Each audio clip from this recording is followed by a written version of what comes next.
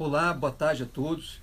Eu vim falar com vocês hoje sobre as alegações finais que o Ministério Público Federal protocolou ontem sobre o caso do triplex no Guarujá. Essa ação penal, objeto dessas alegações finais, se referem a 3 contratos firmados entre a Petrobras e a OAS e, supostamente, aquele triplex no Guarujá. Ou seja, o Ministério Público teria que ter comprovado, que houve desvio de valores nesses 3 contratos da Petrobras. 2, que esses valores foram usados para comprar e decorar um apartamento para Lula. E 3, que esses valores foram usados para suportar os custos do armazenamento de um acervo. Mas nada disso foi provado. Não existe essa prova. Ao contrário, as testemunhas ouvidas, inclusive os notórios delatores, jamais afirmaram qualquer participação de Lula na Petrobras ou então a propriedade desse apartamento e essa questão do acervo. As empresas internacionais que fizeram auditoria na Petrobras negaram qualquer ato ilícito que possa ter sido praticado pelo ex-presidente Lula. As testemunhas ouvidas disseram, que o imóvel não pertence ao ex-presidente Lula e, inclusive, que a OAS, que é a proprietária, usa esse imóvel para pagamento de credores. Mas, a despeito de tudo isso, o Ministério Público veio e, como eu disse, pediu a condenação do ex-presidente Lula sem nenhuma prova. O que os procuradores afirmam é que fizeram um juízo de convicção e querem usar algumas teorias que estão previstas em um livro escrito pelo procurador Dallagnol, que claramente violam a garantia da presunção de inocência para a condenação de pessoas inocentes, como é o caso do ex-presidente Lula. A peça chega até o absurdo de querer a condenação sob o fundamento de que o presidente Lula teria nomeado Paulo Roberto Costa, Renato Duque e Nestor Severo para diretorias na Petrobras. Ora, a nomeação não quer dizer absolutamente nada. Se você for responsabilizado criminalmente porque alguém foi nomeado e praticou um ato ilícito, isso seria uma responsabilidade objetiva, que é incompatível com o direito penal.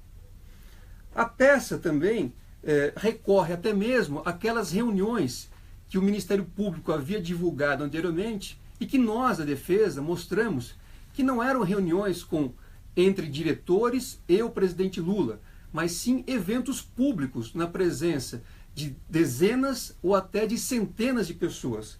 Eram eventos como inaugurações, enfim, cerimônias, dentre outras coisas.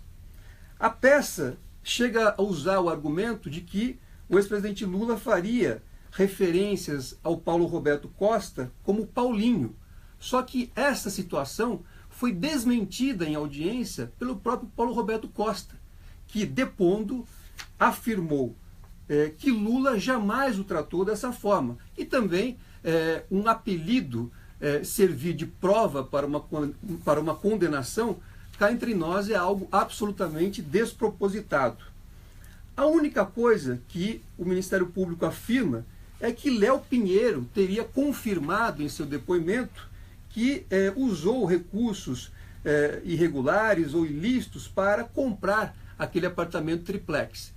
No entanto, vamos lembrar, o Léo Pinheiro depôs como réu, sem a obrigação de dizer a verdade, e naquela audiência eu mostrei a todos que Léo Pinheiro estava lá negociando um acordo de delação premiada com o Ministério Público. Ou seja, ele estava lá querendo agradar o Ministério Público para poder destravar um acordo de delação premiada que há muito tempo ele tenta fazer. Então, o depoimento de Léo Pinheiro evidentemente não serve como prova e muito menos para suportar qualquer pedido de condenação. No mais, a peça não apresenta qualquer prova. Ao contrário, como eu já disse aqui, a prova que existe nesse processo é a prova da inocência.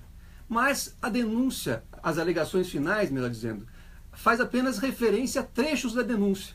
É como se o tempo tivesse parado. Volta-se à época do PowerPoint, são feitas novas alegações exatamente como aquelas que estavam lá no PowerPoint e o Ministério Público quer, com isto, a condenação do ex-presidente Lula. É evidente que esse cenário, essa situação, jamais poderia permitir que o Ministério Público quisesse a condenação do ex-presidente Lula. Mas a peça foi apresentada, nós vamos rebatê-la de uma forma muito detalhada. Temos o prazo do dia 20 deste mês para apresentar as nossas alegações finais e aí mostrar todas as provas que existem a respeito da inocência do ex-presidente Lula. Eu faço um registro adicional. Alguns veículos de imprensa publicaram que o Ministério Público teria, nesta peça, feito um pedido de prisão para o ex-presidente Lula. Ora, esse pedido não existe. O que existe apenas é uma peça que levanta uma ficção e pede a condenação do ex-presidente Lula. Mas não há qualquer pedido de prisão, até porque seria absurdo. Só se pede a prisão de alguém se você tiver provas de que ele praticou um crime. E nesse caso, eu insisto, não há. É isso que nós temos demonstrado ao longo do tempo e é isso que nós vamos demonstrar também na peça que será protocolada no próximo dia 20. Muito obrigado pela atenção e uma boa tarde a todos.